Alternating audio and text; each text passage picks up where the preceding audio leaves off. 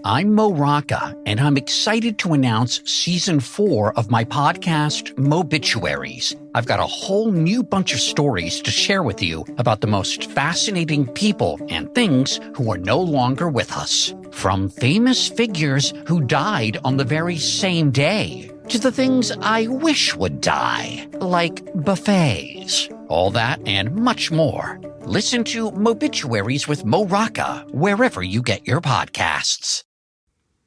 Hello and welcome to Conflicted, the history podcast where we talk about the struggles that shaped us, the hard questions that they pose, and why we should care about any of it. I'm your host, Zach Cornwell, and this is episode 2, The Tiger and the Turtle.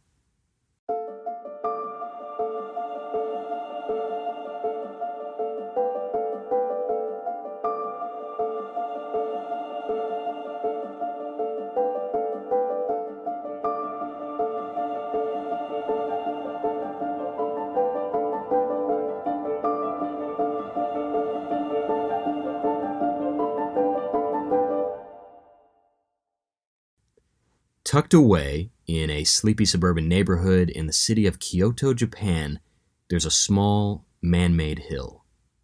It doesn't get many visitors. You won't find tourists snapping selfies, you won't find packed food stalls or crowded gift shops, and you definitely won't find a whole lot of locals willing to talk about it.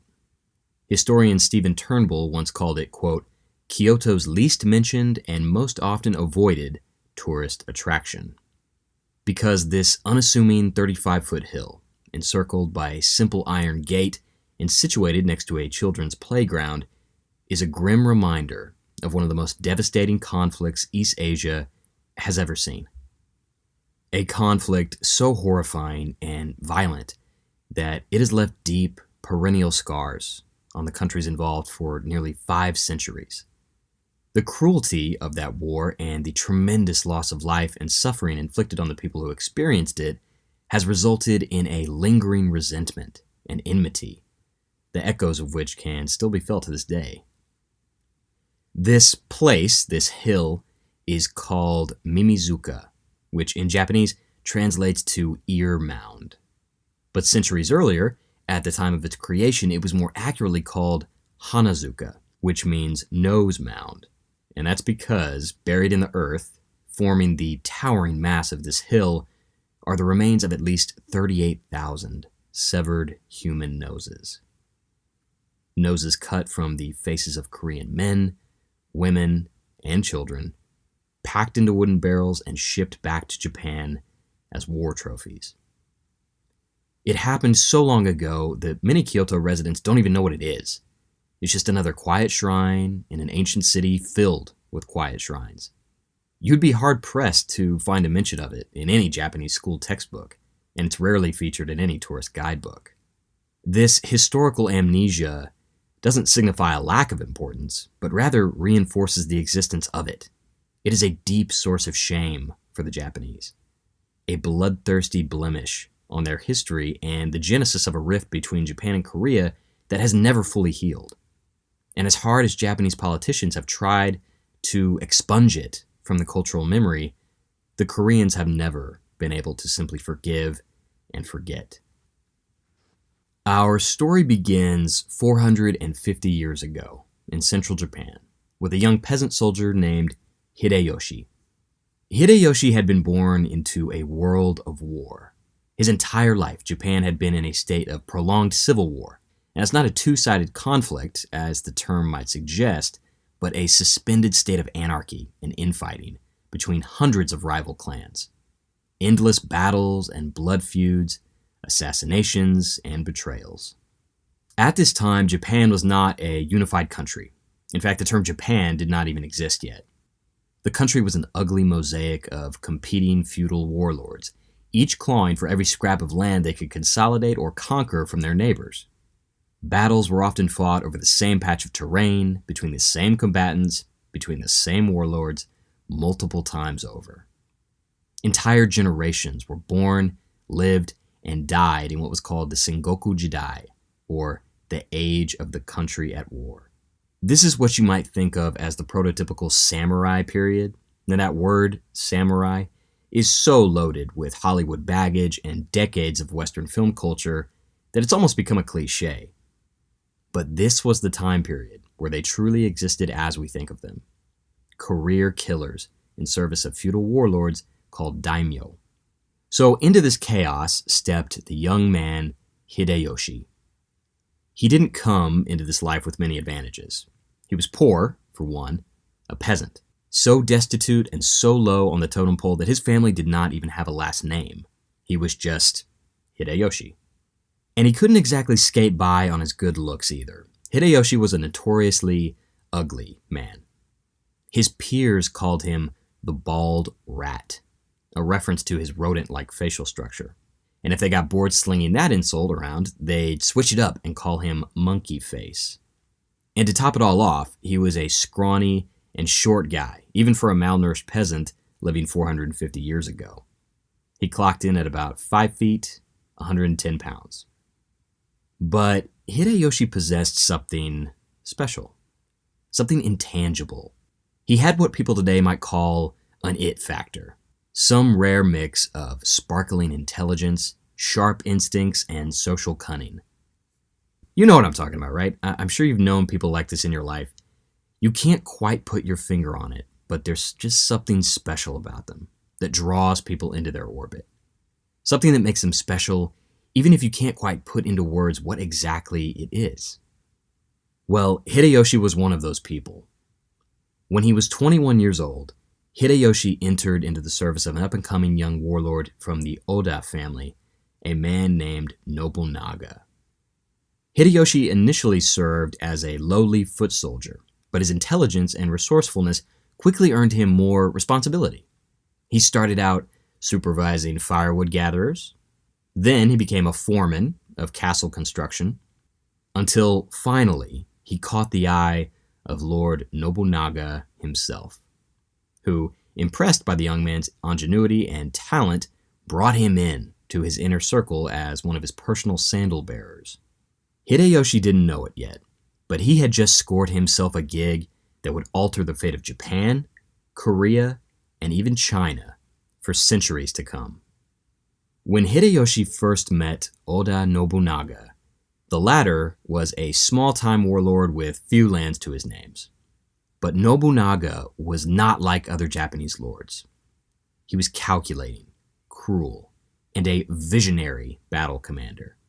Hideyoshi had, without realizing it, started working for the Steve Jobs of 16th-century Japanese warfare. Within the span of a few years, Nobunaga has crushed rival clans, turned his small patch of land into a wealthy swath of territory, and even installed a puppet emperor in the capital of Kyoto who obeyed his every command. As Nobunaga's star rose, so did Hideyoshi's. The peasant-turned-sandal-bearer was now a respected samurai commander, one of Nobunaga's chief vassals. He had nice clothes and servants, beautiful armor, fine weapons, and devoted concubines. Hideyoshi was a baller now. But serving the prolific Nobunaga was not all gravy and glory. Nobunaga was a merciless bully, endowing his vassals with demeaning pet names, constant mockery, and even outright humiliation. Hideyoshi himself was a frequent target. Nobunaga even went so far as to use the humiliating bald rat nickname in front of Hideyoshi's own wife. A day in the life at Nobunaga's court must have been like something straight out of Game of Thrones. But Hideyoshi was not an idiot. Far from it.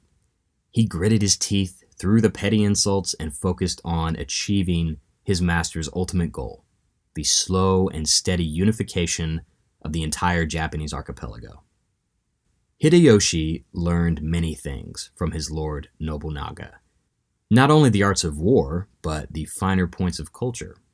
Walking through the muddy streets of his home village in central Japan, it's unlikely Hideyoshi, the peasant, could have ever imagined himself participating in elaborate tea ceremonies with the most powerful warlord in the islands.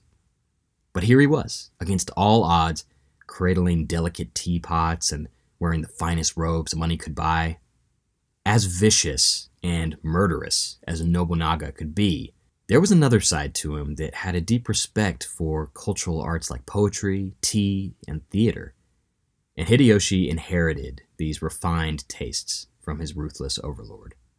Cut to the year 1582. Hideyoshi was commanding one of Nobunaga's powerful armies in western Japan. He had been tasked with besieging the castle of a rival samurai family and was pretty close to achieving that goal. Hideyoshi might have been sitting in his command tent, surrounded by his own loyal retinue of samurai servants and lieutenants, when a dispatch arrived from the capital of Kyoto. Lord Oda Nobunaga had been murdered. One of Nobunaga's other generals, tired of the taunts and the bullying and Nobunaga's role in the death of one of his family members, had finally snapped. This general had surrounded one of Nobunaga's favorite leisure spots, a temple called Hanoji, and burned it to the ground, with Nobunaga inside. Nobunaga, attempting to preserve some of his honor, had committed seppuku, slitting his belly open with a sword. To quote historian Samuel Hawley, this mercurial leader had, quote, died twitching on the floor. Hideyoshi had to have been in a state of shock.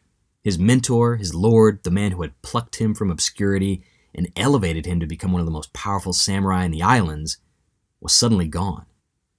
For most people, this would be a paralyzing development, a time to step back and soak all this information in. But the cunning, quick-minded Hideyoshi saw a golden opportunity and sprang into action.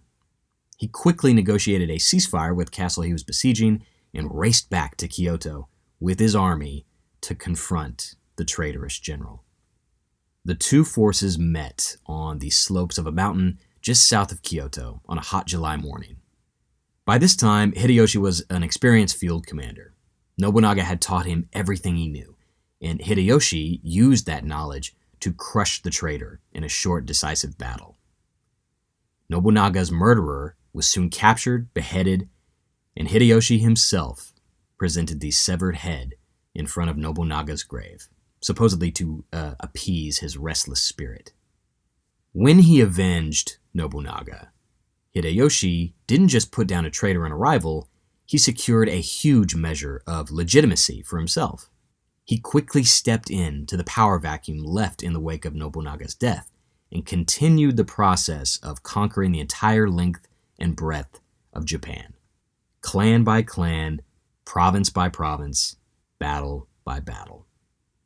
But while Nobunaga preferred to bully, burn, or butcher his enemies, Hideyoshi had a more tactful approach. He'd seen the weakness in Nobunaga's governing style. Fear and cruelty were effective, but they left you open to plots and betrayals. Hideyoshi believed he could do better. So instead of ruthless conquest, he opted for a diplomacy-based approach, where he would give his enemies the opportunity to keep much of their lands and privileges in exchange for oaths of loyalty. There were a few powerful clans who resisted, but after giving them every chance to come to their senses, only then would Hideyoshi crush them and redistribute their lands to more loyal families. Under pressure from Hideyoshi, the puppet emperor in Kyoto granted him a noble surname, a last name of Hideyoshi's own choosing. He chose Toyotomi as his official clan name, one which he believed his descendants would proudly bear until the end of time. It meant bountiful minister. By 1591, Toyotomi Hideyoshi was the undisputed master of all Japan. Now that you know the origin story, I can tip my hand a little bit. Toyotomi Hideyoshi is a colossal figure in Japanese history. Now, to be fair, any discussion of Asia in the U.S. educational system usually begins and ends with Vietnam. So there's a 99% chance you've never heard of this guy before. But trust me, he is easily one of the most important men to have ever lived in Asia. Not only because of his unification of Japan, but because of what he's about to do. It's a bit of a trope, but there is something about absolute power that legitimately seems to change people. To quote a very scholarly source, let's see if I have the name right here, Batman, you either die a hero or live long enough to see yourself become the villain. Anyway, back to the story. In 1591, Hideyoshi was the overlord of all the main Japanese islands. He had subjugated 66 provinces across 3 massive islands and brought dozens of lesser lords and their armies to heel. By the age of 54, the peasant boy from the backwater village had achieved what hundreds of brilliant generals and noble lords had failed to do over a century of bitter warfare. And he had done it in less than a decade since Lord Nobunaga's murder. And no one was more impressed with the improbable rise of Toyotomi Hideyoshi than Hideyoshi himself.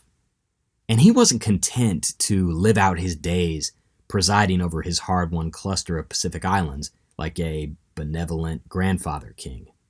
If he could unite Japan in a mere 10 years, what else could he do? What other great kingdoms could he subjugate? But while matters of expansion stimulated his mind, another more personal matter weighed on his heart. Hideyoshi had never been able to conceive a child with his wife of 28 years, a woman named One.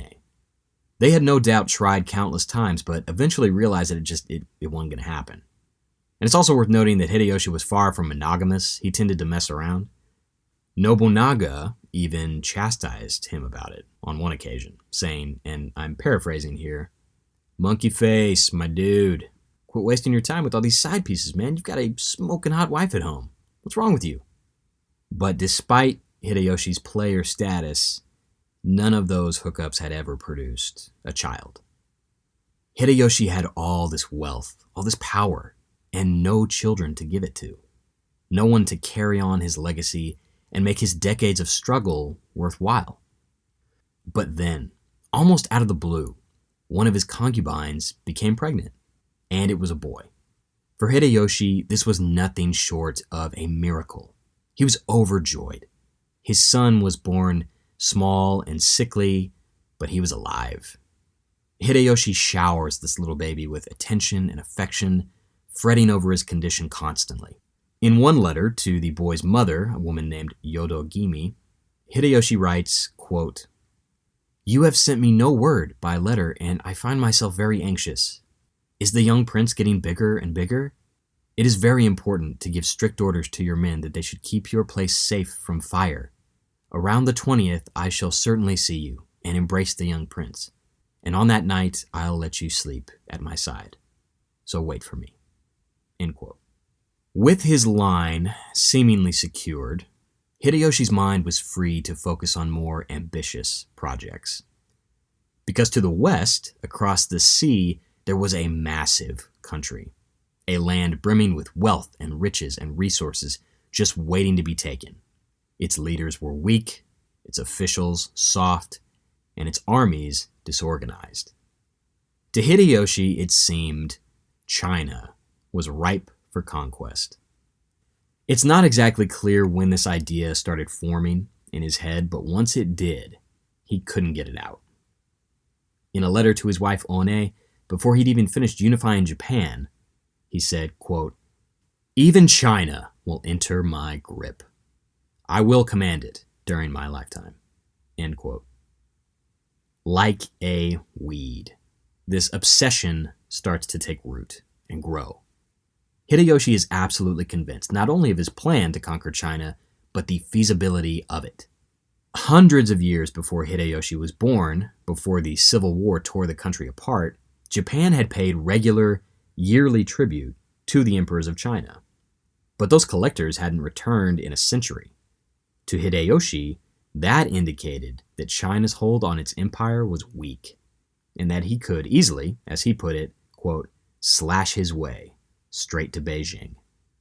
The idea of toppling yet another established order, achieving another seemingly impossible feat, proving them all wrong again, had to have been extremely appetizing to the defiant peasant from backwater Japan.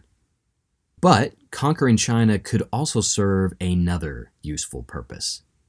Japan was at peace for the first time in a century, but that left an entire generation of samurai, career soldiers who devoted their whole lives to the art of killing with nothing to do.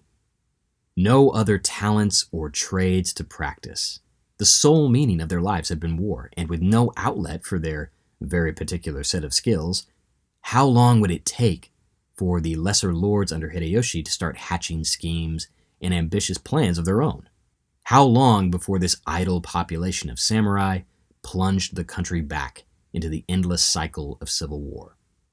In a campaign against China, Hideyoshi saw a convenient solution to this little problem.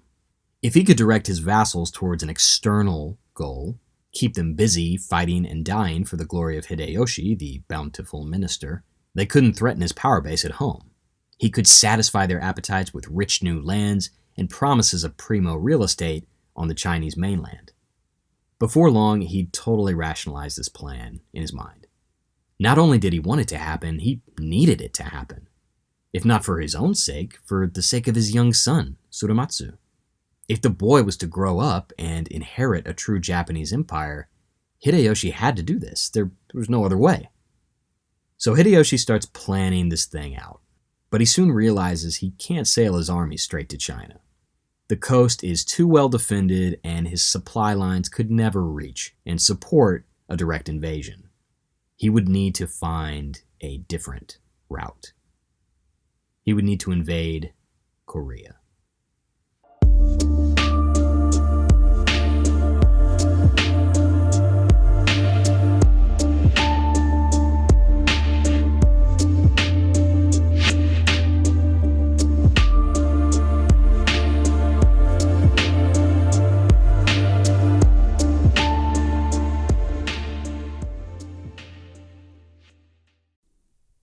Before we get back to the show, let's take a second to pay the bills and talk about one of our sponsors, HelloFresh, America's #1 meal kit. As they say, breakfast is the most important meal of the day, and HelloFresh agrees. Right now, they are giving all subscribers free breakfast for life. That means you'll enjoy a totally free breakfast item with every single HelloFresh delivery. Now, to be perfectly honest, I am not what you'd call an early riser, bit of a night owl myself, but HelloFresh breakfast is worth waking up for. I've realized in recent years that I cannot survive on caffeine alone, so a nice bacon and cheddar egg bite with my morning coffee really hits the spot and sets me up for a productive day. It's just one more great reason to subscribe to HelloFresh. Each box is packed with farm-fresh ingredients, and everything arrives pre-portioned right to your doorstep for less hassle and less wasted food. It's super easy, I love it, and if you enjoy cooking but you want to ditch the stress of meal planning, it's pretty much the perfect solution. And as always, there is a deal that comes with this plug. Right now, go to hellofresh.com/conflictedfree and use code conflictedfree for free breakfast for life. That's one breakfast item per box while your subscription is active. Once again, that's free breakfast for life at hellofresh.com/conflictedfree with code conflictedfree. And now, let's get back to the show. Have you ever had a job where, in order to get promoted, you felt you had to play the game a little bit? Like, in order to get ahead, you had to schmooze and shit talk and actively navigate office politics. A job where it didn't really matter how good you were, it mattered who your friends were. Well, a 46-year-old Korean naval officer named Yi Sun-shin knew exactly what that was like. Early in life, Yi had disappointed his parents right off the bat, when as a young man, he'd chosen to enlist in the Korean army. His parents would have much preferred he pursue a job in the government, which in 16th-century Korea was a very distinguished line of work. Plus, that was where the money was at. To get a government gig, you had to pass something called the Civil Service Exam, and it basically came down to how well you could quote Confucian philosophy. Well, that didn't sound very interesting to Yi Sun-shin. So the strong, strapping 27-year-old had said, "Screw you, Mom and Dad," and went to enlist in the military. And there was a test for that too, and during the test, Yi Sun-shin falls off his horse and breaks his leg. Instant fail. So he goes back home and spends the next 4 years healing and getting into shape, and likely weathering a ton of "I told you so's" from his parents. Well, Yi goes back and nails the test and gets into the Korean military. At 31 years old, he starts his career as an officer at the lowest possible rank. Yi Sun-shin was a very ethical man. He had firm principles and believed in the concept of fairness and accountability. This did not gel with the prevailing culture of the Korean military, which was riddled with corruption, bribes, nepotism, and incompetence. This was not a meritocracy, and Yi did not thrive in an environment where he was pressured to dole out favors, give preferential treatment, look the other way for a few bucks under the table, and all manner of other dubious stuff. Yi Sun-shin stays stranded in middle management hell for many, many years. And while he was serving in one of the many remote, unglamorous locales he was periodically dumped in for not indulging in corrupt side hustles, he might have wondered if he'd made a mistake by not going into government. Maybe mom and dad had been right. Well, they weren't. The Korean government was just as corrupt and dysfunctional as the military. In 1591, the whole of the Korean peninsula, a mountainous area about the size of Montana, was ruled by a monarchy that had been in place for 600 years.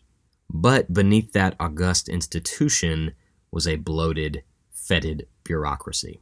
The government was riven in two by a factional struggle that would make our modern-day partisan politics look downright adorable by comparison. These politicians and advisors to the king were locked in a never-ending tug-of-war for favor, wealth, and influence, and although there were good men in the mix, men like Yi Sun-shin, they were often crushed under the weight of dysfunction. Sounds a bit depressingly familiar, right? Anyway, presiding over all of this was the monarch of Korea, King Song-jo. We remember his name, not because of the man he was, but because of the times he lived in. That's a fancy way of saying that there wasn't anything all that special about him. I guess that's a bit harsh. Apologies to all the King Song-jo fanboys out there, but he was kind of just a guy. But as often happens in history, unremarkable people often find themselves suddenly living in remarkable times.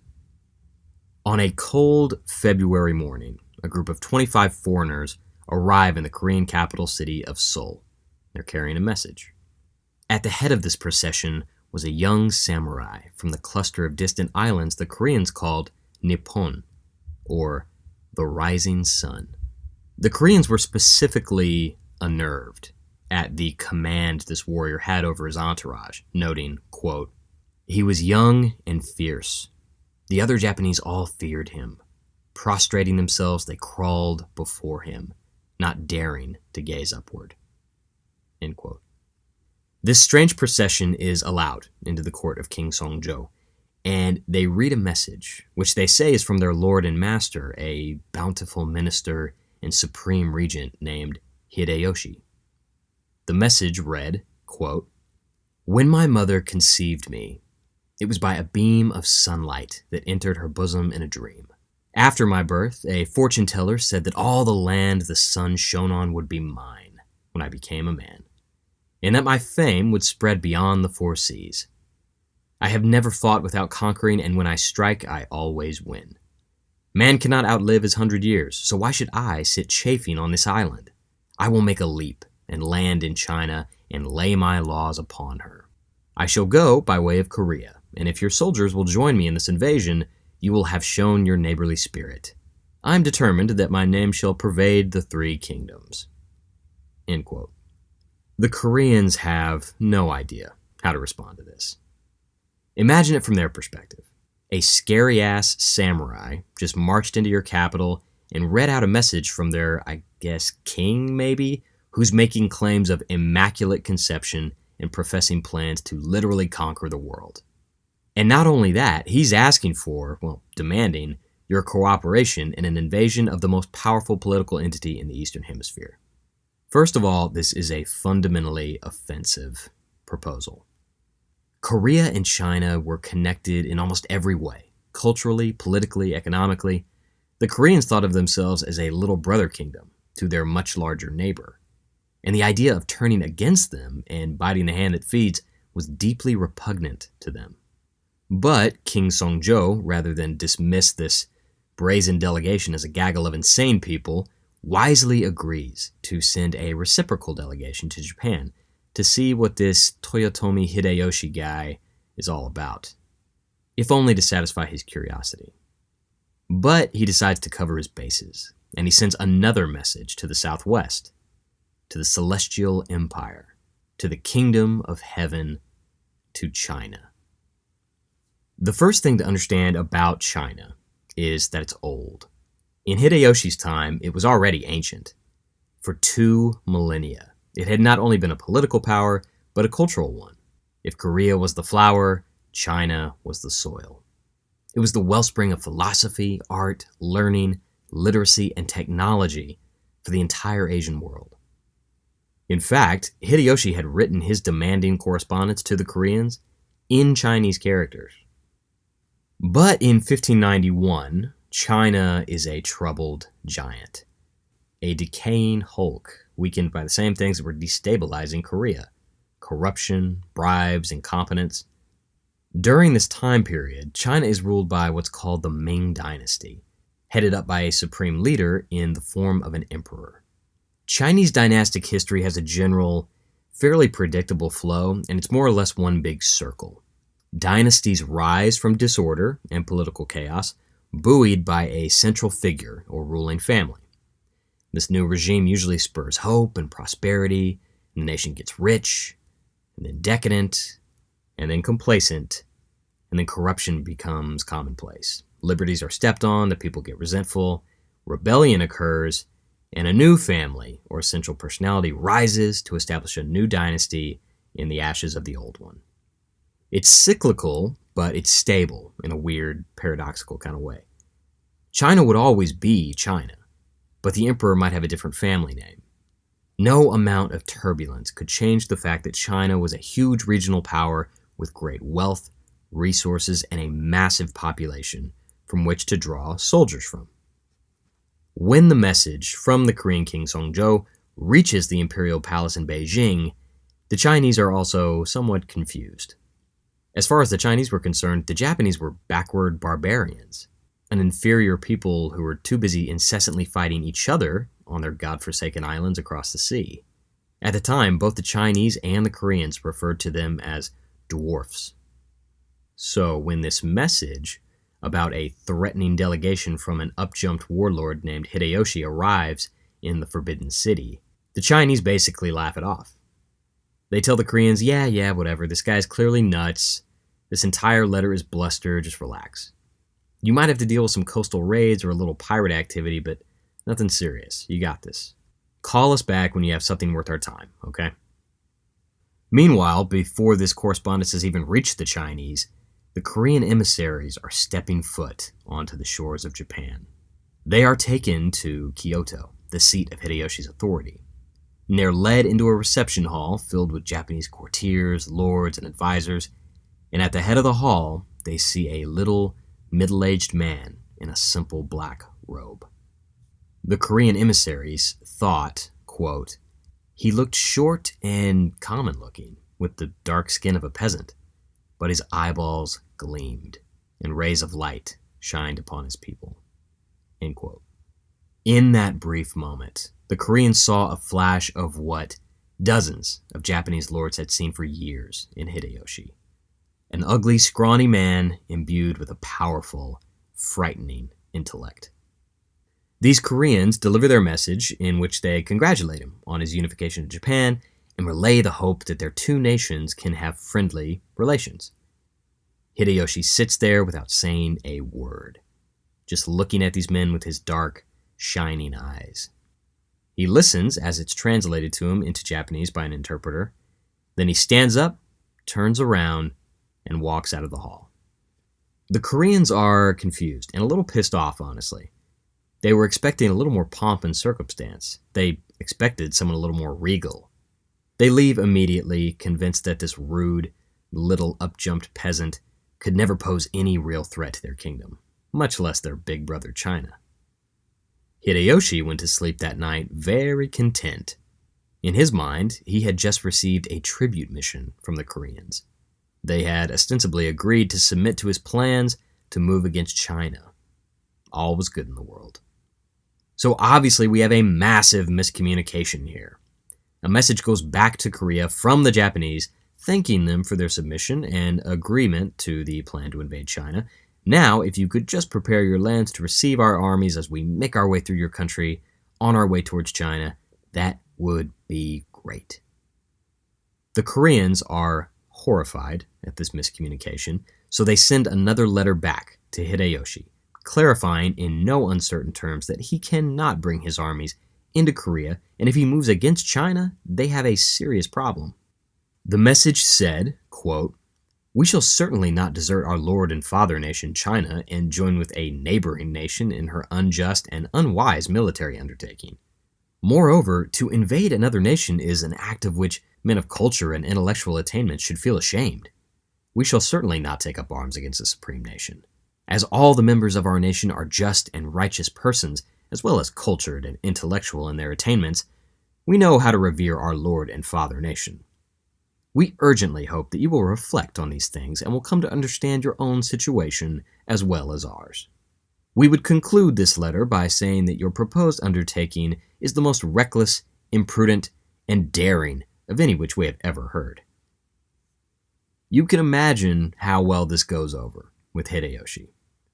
So he sends them a final ultimatum, and I'm paraphrasing here. "Submit to me and open the way to China, or I will invade your kingdom and destroy it." The Koreans do not send a reply, and back in Japan, the gears of war begin to turn. The Koreans did not yet fully grasp what they had just done. The Japanese had been preparing for a full-scale regional war, whether they realized it or not, for more than a century.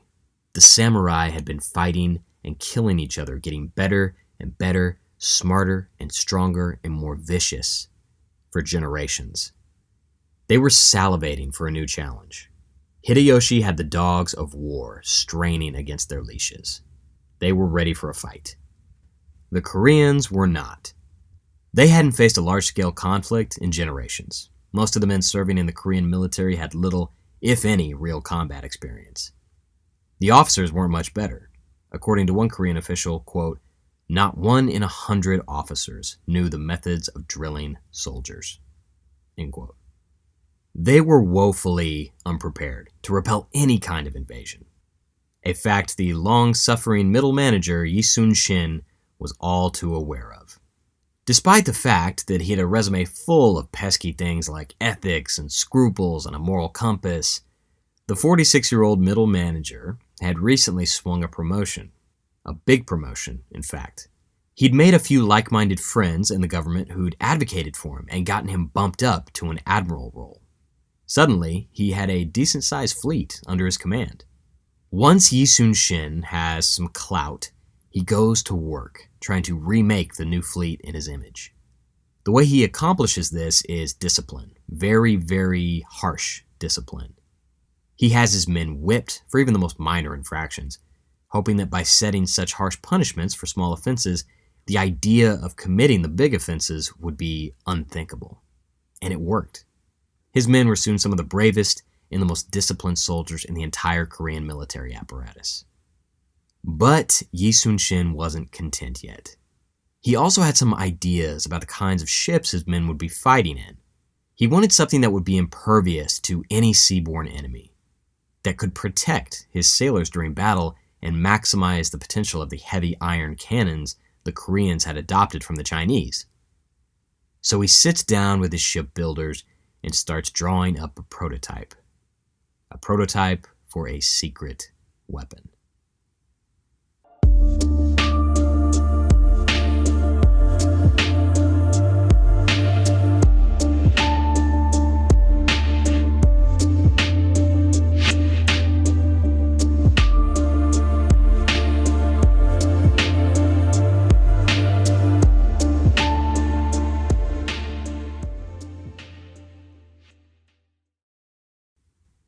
On May 23, 1592, an elderly Korean soldier is hunting in the woods outside of the Korean port city of Busan, situated at the southernmost tip of the peninsula. He was hunting for deer, and after a successful morning, he leaves the cluster of trees to look out over the choppy waters of the East Sea. His blood runs cold as he sees a different kind of forest emerging from the blanket of mist hanging over the waves. Hundreds of ships were sailing into the harbor. According to the elderly soldier, quote, "They covered all of the sea," The Japanese armada had arrived. Leading this armada were 3 of Hideyoshi's most trusted generals. But the one we're going to concern ourselves with was a young samurai commander named Kaito Kiyomasa. Kaito was a favorite cousin of Hideyoshi. He had grown up in the same backwater village that Hideyoshi had and absolutely idolized his older relative, who'd elevated their family from poverty to the most powerful clan in Japan. When he was a child, Kaito had been an angry, fierce little boy, and the people in the village quickly started calling him Toranosuke, which means the young tiger. The name stuck, and now in 1592, as a 30-year-old commander, Kaito was simply known as Tora, or the Tiger. Kaito was fanatically devoted to Hideyoshi. He was a true believer, a gifted killer, and a merciless enforcer. He wore jet black armor and a huge, ostentatious helmet in the shape of a golden shark fin, emblazoned with the red circle of the rising sun. Unlike most other samurai who preferred to be clean-shaven, Kaito had a thick black beard and seemed to enjoy the reactions his unorthodox style provoked. Kaito was also a religious zealot. He was a follower of a homegrown sub-branch of Buddhism, and this translated to a very austere approach to life. He was a no-nonsense guy, a soldier's soldier, deeply feared and admired by his subordinates. His views on the proper conduct for a samurai are summed up in his personal writings. Quote, "If one should require diversions, one should make them such outdoor pastimes as falconry, deer hunting, and wrestling. The practice of dancing is absolutely forbidden. As all things are born from what lies in the heart, a samurai who practices dancing, which lies outside the martial arts, should be ordered to commit suicide. Having been born into the house of a warrior, one's intention should be to take hold of a long and a short sword and die. If a man does not explore the nature of Bushido every day, it will be difficult for him to die a brave and manly death." Eesh. Like to dance? Kill yourself. Kevin Bacon would not have thrived under the command of Kaito Kiyomasa. As the Koreans look out into Busan Harbor, they see the Japanese ships swarming into their waters, and they are terrified. Hideyoshi has mobilized 250,000 men for this invasion. To explain its immensity and quality, I'm going to turn it over to historian Samuel Hawley. Quote, "The Japanese army in the spring of 1592 was the largest army ever assembled in Japan up to that time, and the most professional. A well-organized, well-supplied, and well-equipped war machine designed to project massive killing power. There was not an army anywhere in the world at that time that was superior to it, or probably even its equal. Hideyoshi, in fact, possessed the most powerful military machine the world had ever seen.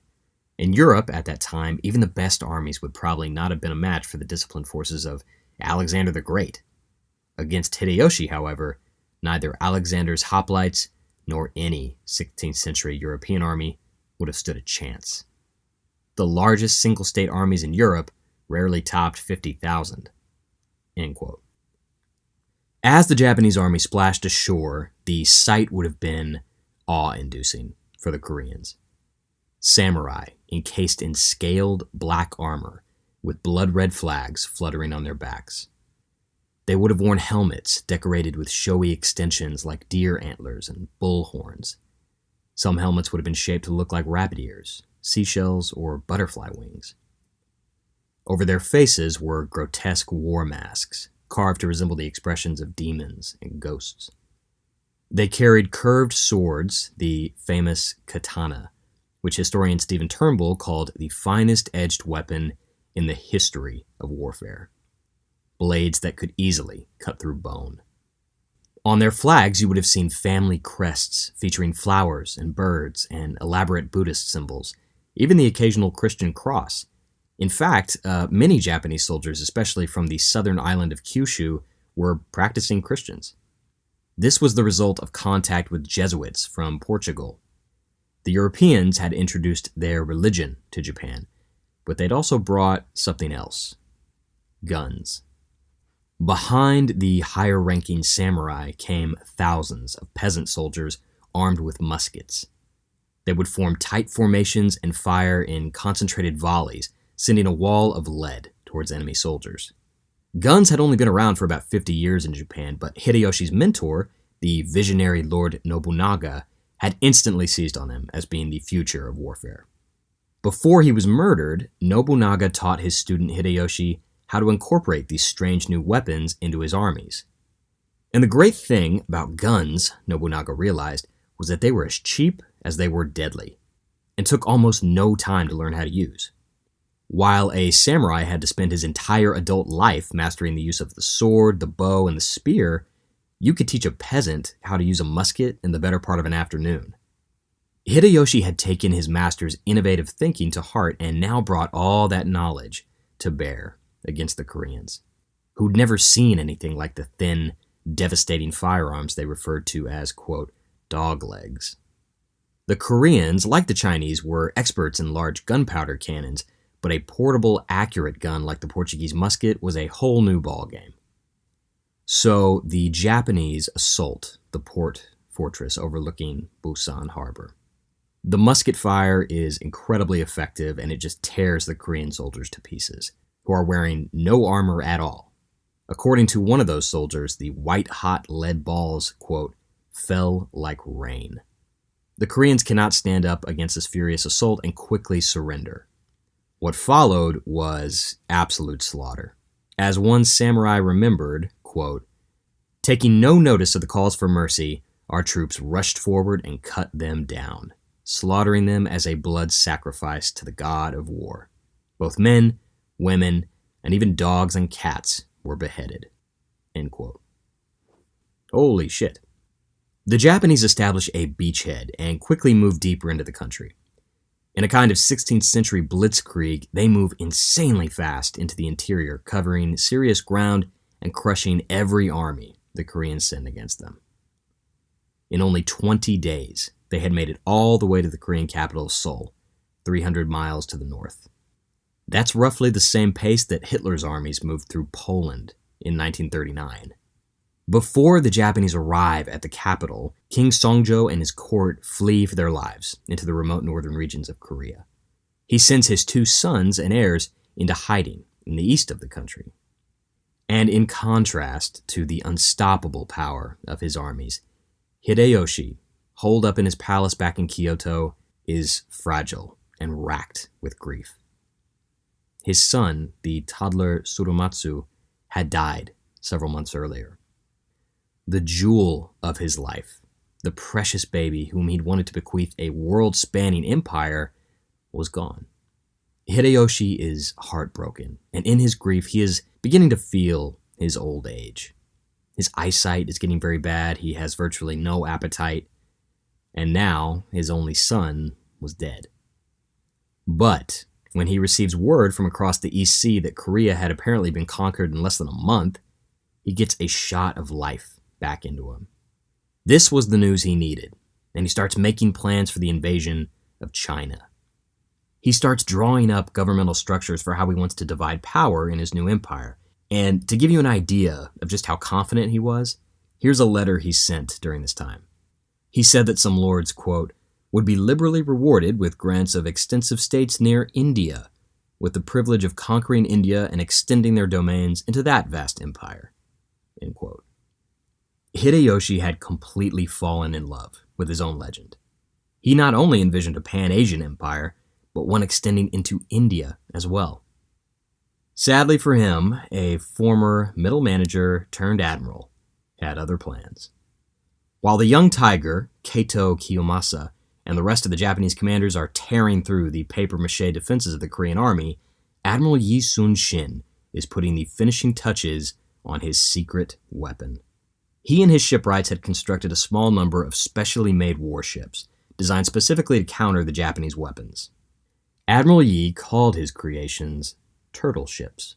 They were heavily armed gunboats, equipped with rows of heavy cannons on either side, and the top was completely covered by a heavy wooden roof, curved like a turtle shell and bristling with hundreds of iron spikes. On the prow, there was a huge dragon's head, carved from wood, and a cannon could be fired from within its mouth. Korean warships were already pretty good, but this thing is like a tank. The Japanese, confident in their invincibility, start sailing small convoys of ships along the coast, looting and raiding and burning along the way. As deadly as the Japanese were on land, their navy left something to be desired. It mostly consisted of glorified transport ships, lightly armed and armored. The Japanese figured the way you fight at sea is just the way you fight on land, that you sail up to another ship, board it, and fight hand to hand until all the other guys are dead. Ships weren't weapons in and of themselves, just floating battlefields. Well, the Korean Admiral Yi Sun-shin knows better. By now, he's getting frantic messages from the Korean court begging him to move against the Japanese and slow their lightning advance. Admiral Yi and his fleet, supported by 3 turtle ships, strike against the Japanese Navy in a series of engagements. The turtle ships work like a charm. The hail of Japanese musket balls, so effective against the lightly armored Korean land forces, barely put a dent in the heavy wooden frames of Admiral Yi's creations. When the samurai try and board these seaborne tanks, they impale their feet on the iron spikes covering the roof. They dull their expensive katanas, hacking at the wooden roof, trying to get at the well-protected sailors inside. And the turtle ships use their heavy cannons to blast the Japanese ships to splinters. And over the next several weeks, hundreds of broken Japanese wrecks were littering the Korean coast.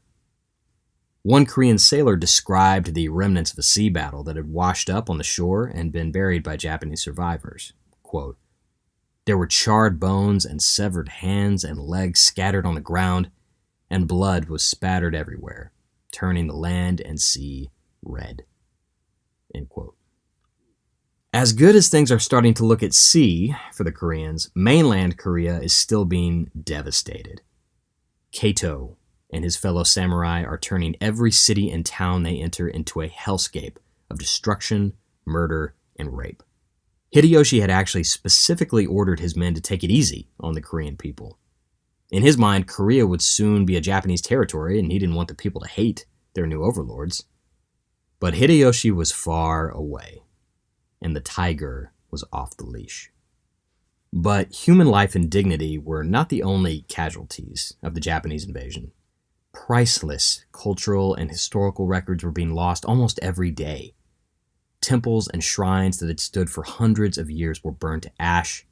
Tombs holding the bodies of important Korean rulers were ransacked. And not all of this is being done by the Japanese armies.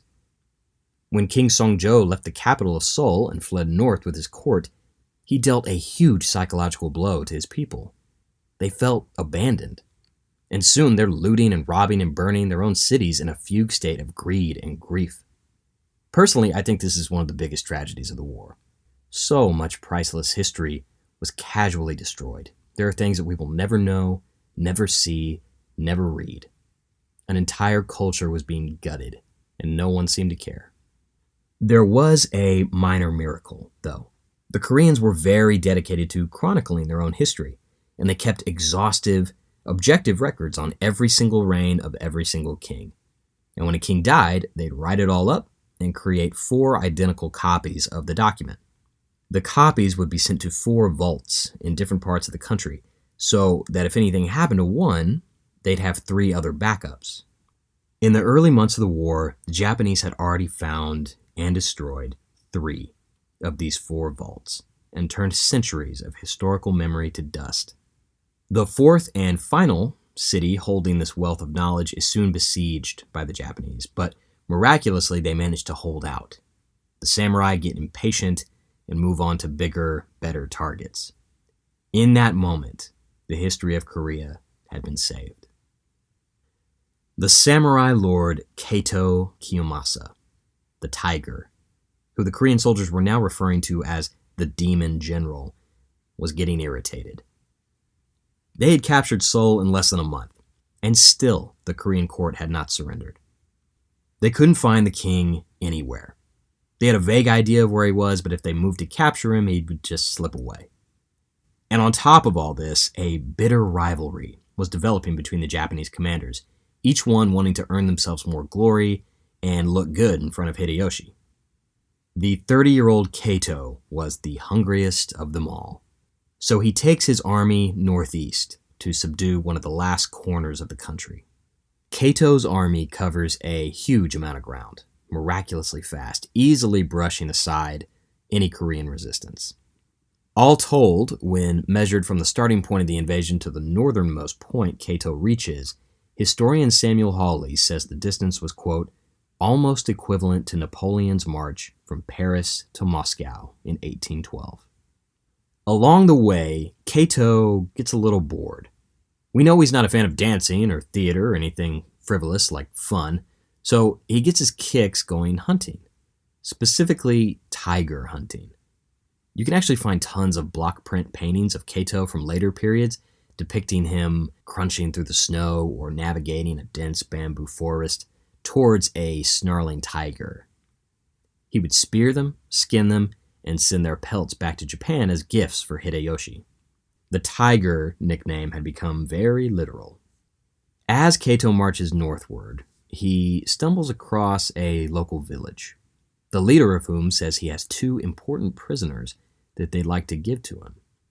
Kato, likely skeptical, agrees, and 2 young boys are brought in front of him. They're tied up and bound. Kato asks who they are, and the terrified boys tell him. They were King Songjo's sons, the 2 young princes of Korea. Kato was nothing short of delighted. This was an invaluable chess piece, potentially a war-winning one. But while he was basking in the glow of his valuable new captives, something was happening across the Korean countryside in the south. King Songjo was in hiding. His armies were crushed, and the capital of Seoul was a graveyard. But the Korean people, tired of the endless suffering and humiliation at the hands of the, quote, Japanese robbers, as they called them, start to come alive. The Buddhist monks come down from their mountain monasteries, weapons in hand. The Korean farmers and merchants start forming guerrilla resistance movements and militias.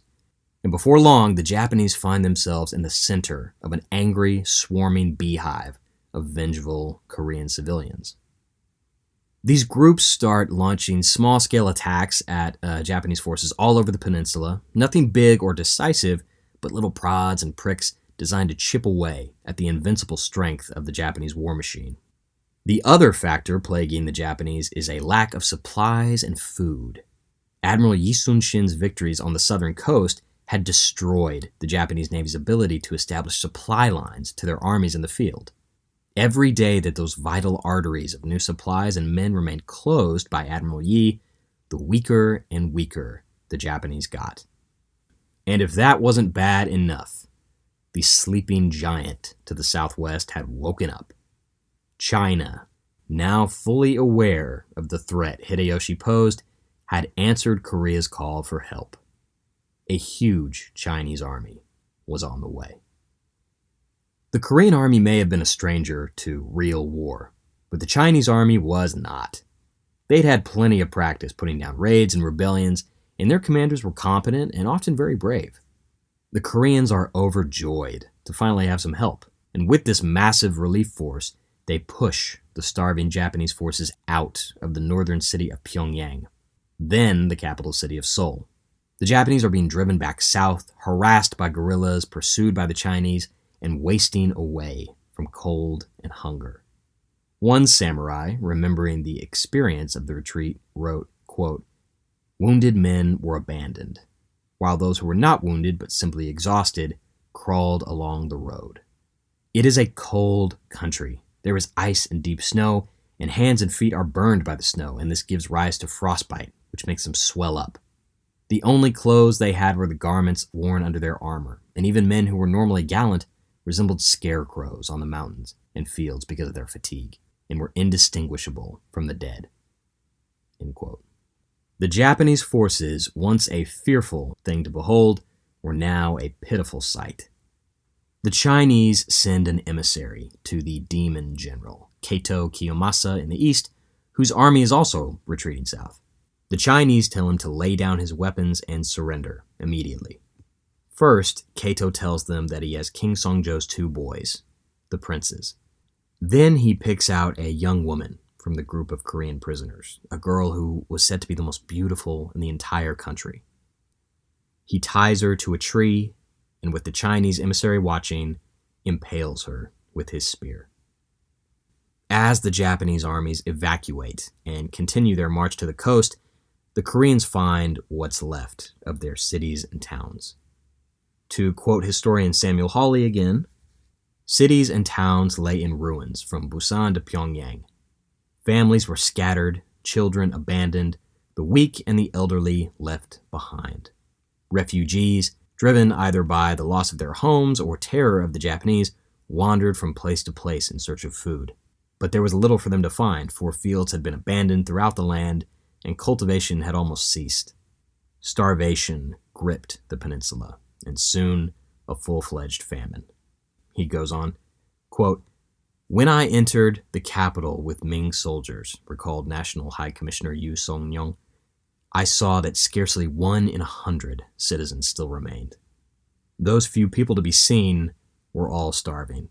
They were gaunt, sick, and exhausted, the color of their faces like that of a ghost." End quote. And finally, quote, "It is said that when a drunken Chinese soldier vomited on the street, starving men crawled to the spot and fought over the right to eat the steaming mess." End quote. In spite of all the misery, the Japanese threat seemed to be shrinking back to the southern coast. The war had turned with the arrival of the Chinese and the deployment of Admiral Yi's ingenious turtle ships and the valiant efforts of Korean guerrillas and warrior monks. The Japanese were exhausted and enraged. In less than a year, they'd seen their blitzkrieg advance completely reversed and their armies withered down to a shadow of their former strength. Marching through the streets of Beijing or lounging in comfortable palaces in India now seemed like a distant dream, an insane fantasy, and maybe it had been all along. But like Kato's spiteful murder of the beautiful young Korean girl, they wanted to inflict one last horrible wound on the stubborn civilian population that had thwarted them so thoroughly. On their way back to the safety of their coastal beachheads, the Japanese descend upon a city called Chinju. It had resisted attack once before, and now they were determined to wipe it off the map. After a short, nasty siege, the samurai breach the walls in the middle of a torrential downpour and butcher the Koreans inside, soldiers and civilians alike. According to historian Stephen Turnbull, some of them try and escape by jumping into the river, but the Japanese fish them out and behead as many as they can. They take upwards of 20,000 human heads. After the battle, the samurai forced many of the local women into service as sex slaves. One of them, a 20-year-old dancer named Nongai, asks one of Kato's best samurai to follow her to the walls so they can look out at the river below. She seductively pulls him close, wraps her arms around him in a tight embrace. She locks her fingers together and flings herself over the side, dragging the samurai down with her to drown in the river.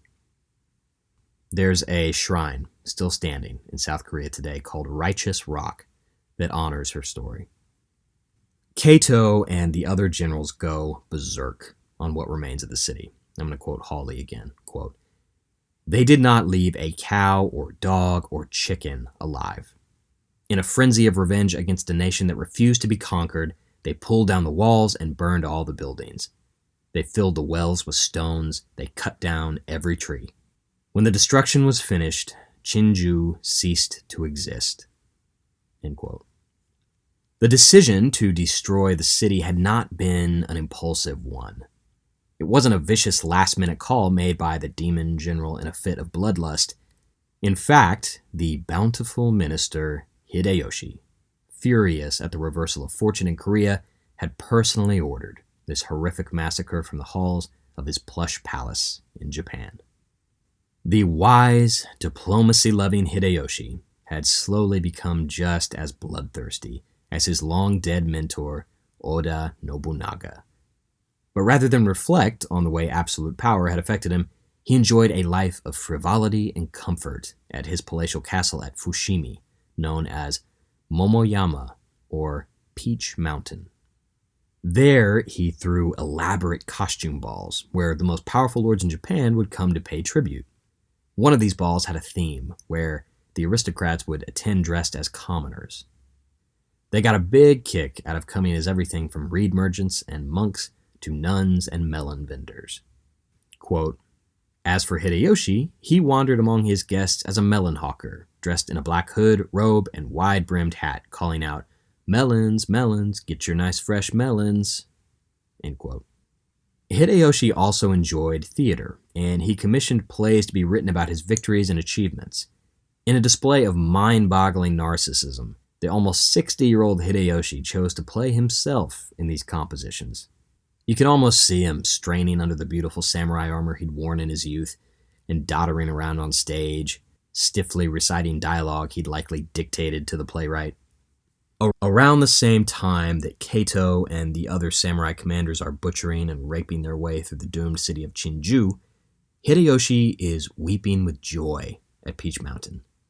His concubine, Yodogimi, had miraculously become pregnant again, and a boy was soon born. Hideyoshi named him Hideyori, and he was healthy and strong. After his first son, the 2-year-old Tsurumatsu, had died, Hideyoshi had, in desperation, named his nephew as the heir to the throne. But once Hideyori was born, Hideyoshi could not abide any challenge to his true-born son's legitimacy. He orders his nephew to kill himself. And the nephew, Hidetsugu, did his duty and committed seppuku. But that was not enough for Hideyoshi. From Samuel Hawley again, quote, to root out any kind of challenge to Hideyori's position as heir, the regent ordered Hidetsugu's chief vassals to take their own lives as well. Then he had his wives, children, and relations rounded up and killed. 31 women and 3 children met their end. The eldest was only 5. With the future of his house secure, but his invasion of mainland Asia neutered, Hideyoshi begins dictating a list of demands to the Chinese emperor. He knows he's lost any chance of conquering China, but he's hoping that he's shown just how much killing power he can bring to bear, and that the Chinese will at the very least sign a generous treaty. 3 years pass. Back in Beijing, the Chinese receive a letter from Hideyoshi containing some spit-take-inducing demands. In exchange for peace, Hideyoshi wants to arrange a marriage between the royal families of China and Japan, and he wants complete control and sovereignty over the southern provinces of Korea. And he wants hostages from the Korean family in exchange for the 2 young princes Kato Kiyomasa had captured, who he releases as a gesture of good faith. But after years of war and the devastation of their ally Korea, the Chinese are absolutely sick of this guy. They're having none of this bullshit. They know the emperor can never accept Hideyoshi's demands, so they soften the message and make it seem like Hideyoshi is asking for much less in much meeker language than he actually is. Months later, a Chinese delegation arrives at Peach Mountain in Japan, bearing a message for Hideyoshi. It says, quote, "You, Hideyoshi, are hereby instructed to comply with our demands and to stand ready to fulfill your obligations to our throne as a loyal subject.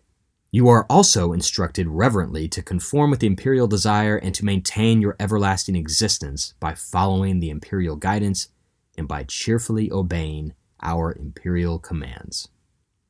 Hideyoshi is told to remove his armies from Korea, forget any kind of trade relations, and basically bend the knee, to borrow a little Game of Thrones vocabulary here.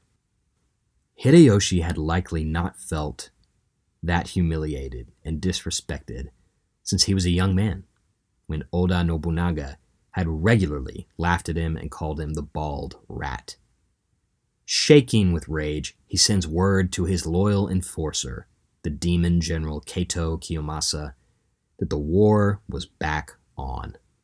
This time, the Koreans would truly understand what suffering meant. And Hideyoshi knew exactly why his first invasion had failed. He knew of the defiant admiral whose turtle ships had blasted his navy to pieces and deprived his glorious samurai armies of their much-needed supplies. If the Koreans were to truly bleed, first thing was first. Admiral Yi Sun-shin had to be eliminated.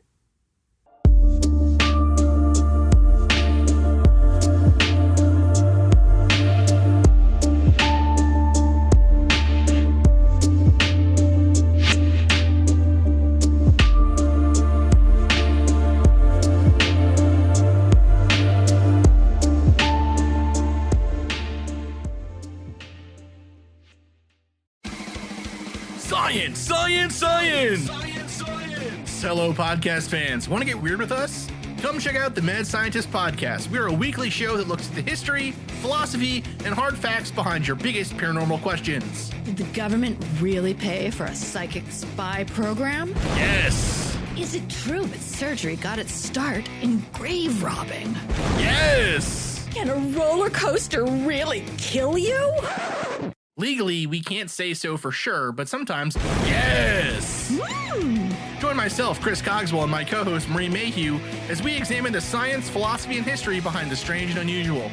All to discover what's possible and plausible versus what's, well, just made up. Check us out wherever you find your favorite podcasts. The Mad Scientist Podcast. When we think of pre-modern wars, we tend to think of them as only being waged in terms of physical violence between armies on battlefields. We tend to forget the role that espionage, intelligence, and counterintelligence can play. Spycraft has always been a huge part of warfare, and it's about to play a pretty pivotal role in this conflict. To get Admiral Yi Sun-shin out of the picture, the Japanese realized they need to get a little creative. If their second invasion is going to have any chance of success, they've got to establish reliable supply lines, and that can't happen while Admiral Yi is blasting all of their ships apart. So what they decide to do is deploy a double agent to seed disinformation into the Korean chain of command.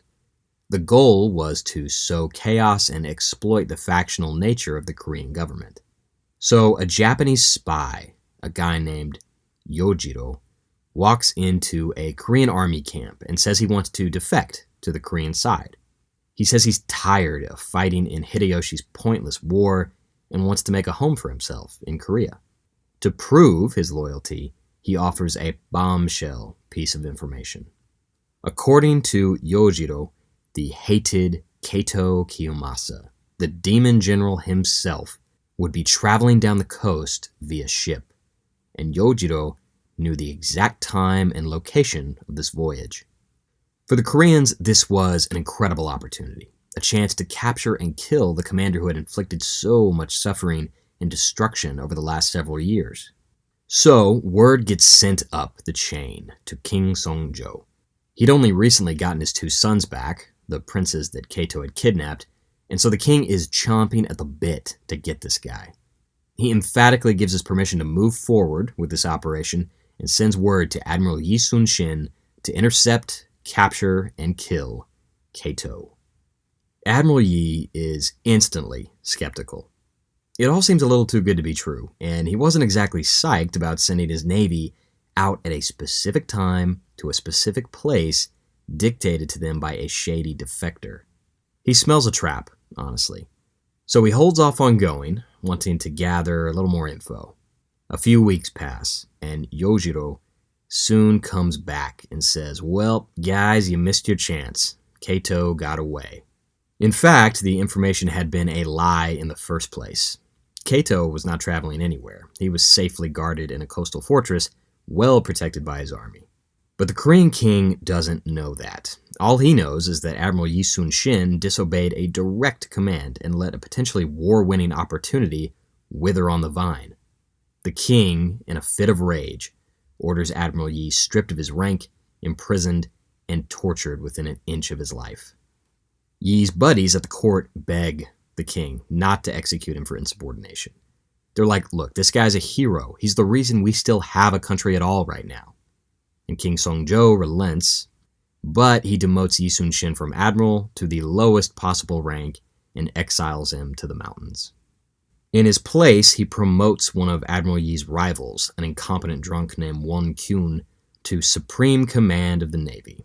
Well, before long, the double agent Yojiro is back with some more juicy intelligence. He tells the Koreans that a huge fleet of Japanese reinforcements is en route to the Korean peninsula, and if the Korean Navy can catch them out at sea and destroy them, the second invasion is over before it starts. The new admiral takes the Korean Navy out to intercept the Japanese.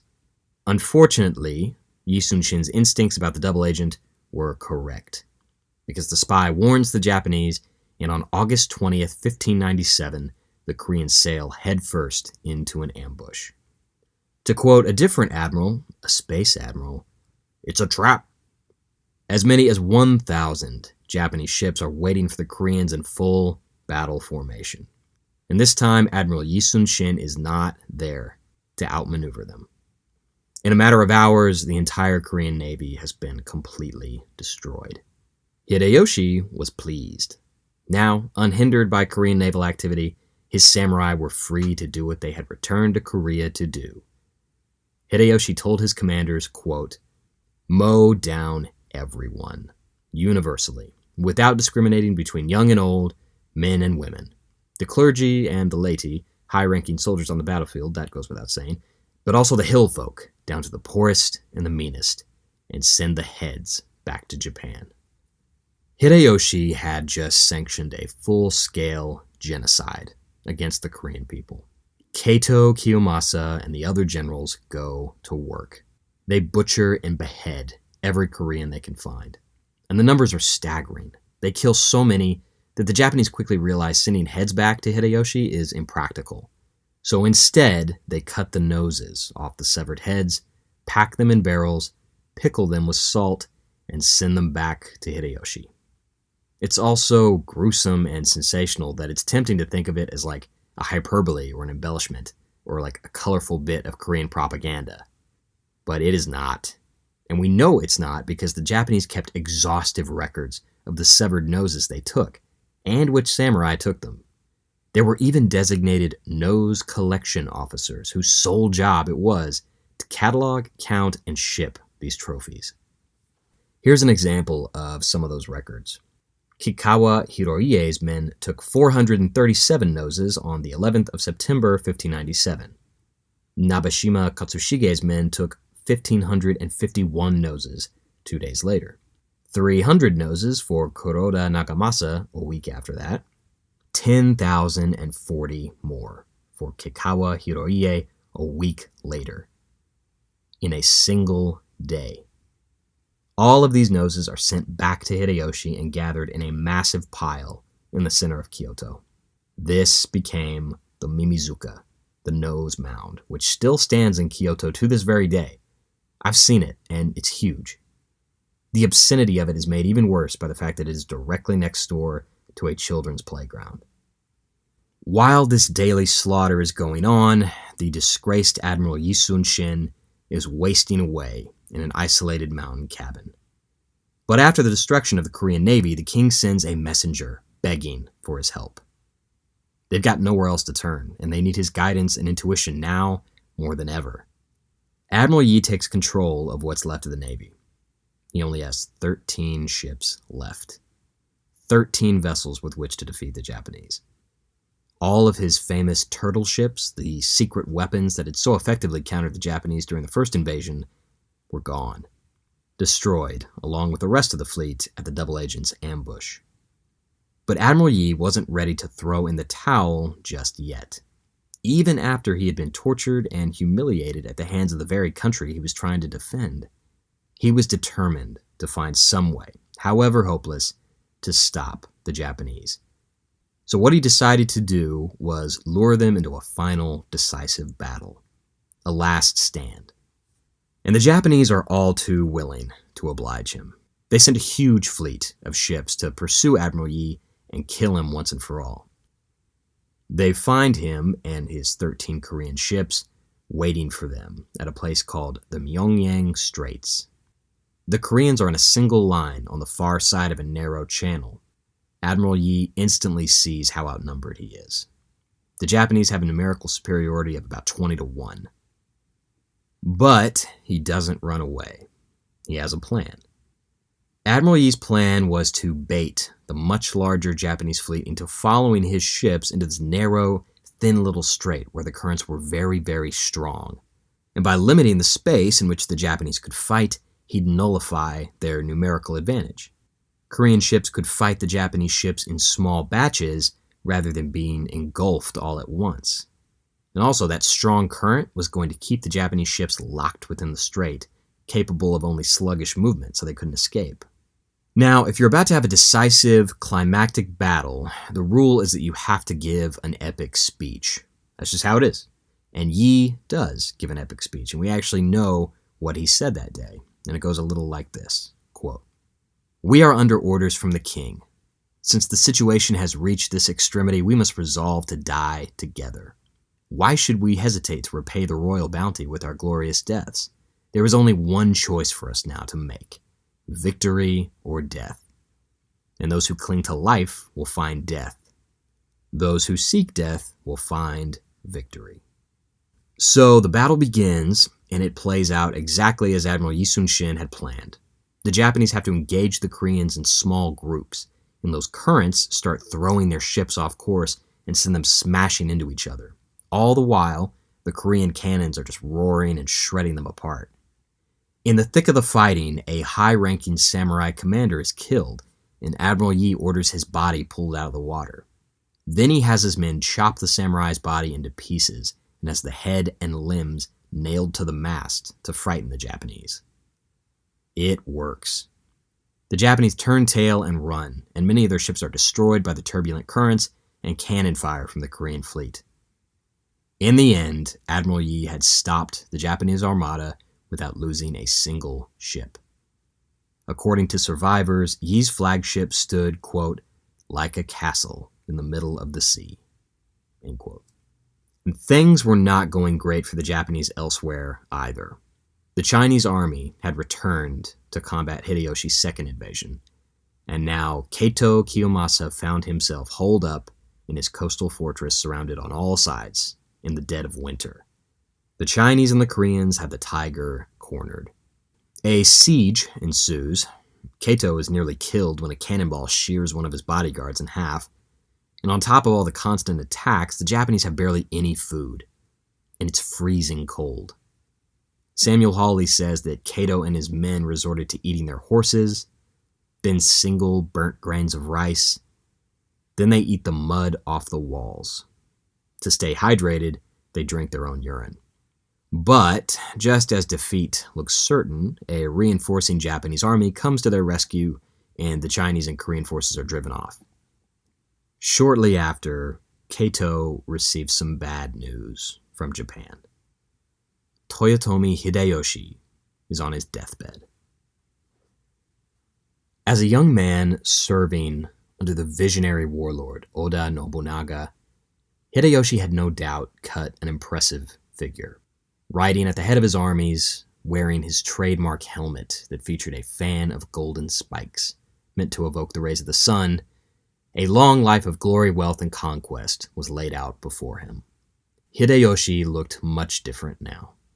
Gaunt, shriveled, nearly blind, and dying, Hideyoshi summoned his 5 most powerful lords to his castle at Peach Mountain. There he literally begged them to support and protect his young son, the 5-year-old Hideyori. They all swore an oath to do just that. And with one of his final breaths, Toyotomi Hideyoshi ordered all Japanese forces to leave Korea and return home.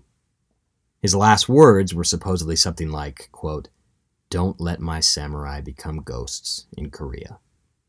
And with that, the bountiful minister was dead at the age of 62, and the war was over. The Imjin War, as it came to be known, ended with a whimper rather than a bang. A dragon's head with a snake's tail, as the Japanese would later call it. Admiral Yi Sun-shin, now a full-blown national hero, decides to take the fight to the devastated Japanese Navy one more time as they prepare to ferry their troops back to Japan. The two sides clashed in a ferocious sea battle, and as they pursued the Japanese, Admiral Yi was struck by a stray bullet under his arm. The wound was fatal, and he knew it. Fearing that news of his death would cripple morale, his last words to his captains were, quote, The battle is at its height. Wear my armor and beat my war drums. Don't let the men know. They did as he instructed, and they won the battle. As for Admiral Yi, he bled out right there on the deck of his ship. The Japanese sailed home 2 weeks later, and the war ended on December 24th, 1598. Half a world away, Central Europe was celebrating Christmas Eve. Admiral Yi Sun-shin was enshrined as a national hero and a god of war. His death was even mourned in the Chinese capital, so deep was the respect for the brave commander. He's considered South Korea's greatest hero to this day. Hideyoshi's son and heir, the precious Hideyori, would inherit no empire. In fact, he wouldn't live past the age of 21. He was eventually betrayed and murdered by one of the 5 men who'd sworn an oath to protect him. And Kato Kiyomasa, the young tiger, the demon general, wasn't there to save him. Kato died choking on poison, according to some accounts, likely courtesy of the same treacherous rival. In the 1970s, the South Korean government emphatically urged Japanese government officials to level the Mimizuka, the nose mound in central Kyoto. It ignited a fierce debate. Did this shrine glorify Hideyoshi's aggressive genocidal war? Or was it, in fact, a memorial to the lives lost, a potent reminder of the harm inflicted, and a warning for future generations? Should it be disinterred and moved to Korea, where the descendants of the victims could properly honor them? It's a series of questions that has been further complicated by what has happened between Japan and Korea in the centuries since the Imjin War. I wish I could say Hideyoshi's genocidal invasion was the last time that Koreans suffered at the hands of the Japanese, but that's just not the case. The Empire of Japan invaded again in the early 20th century, and for more than 35 years, Koreans suffered greatly under the oppressive rule of the Japanese imperial forces. It's a period of rape, slavery, and cultural suppression that still hangs like a cloud over the diplomatic ties between the two countries. Between the Imjin War and the atrocities committed by the Japanese army in Korea during World War II, the hard feelings and historical tension between the two countries are extremely touchy. A large portion of South Koreans in particular harbor some really intense negative feelings toward their Japanese neighbors. It raises the question, do we inherit our enemies? To what extent are we born with cultural grievances pre-installed? When your entire upbringing tells you that another group or country or religion or political ideology is the enemy, how do you resist that? How do you break out of those ingrained patterns and forge friendships with ancient adversaries? Are we just locked into fighting the same squabbles our ancestors did over and over again? It's a tough question, one that millions of Japanese and Korean people are wrestling with to this very day. Unfortunately, even after several high-profile agreements, some reparations, and even a formal apology, the Japanese have never been able to really step out of the shadow of their crimes against Korea. And the Koreans have never fully forgiven them. And it all can be traced back to Hideyoshi's invasion in pursuit of a pan-Pacific empire. The sad fact is, any lessons from that first horrible war in 1592 seem to remain buried with the 38,000 severed noses at the Mimizuka. This has been Conflicted. Thanks for listening.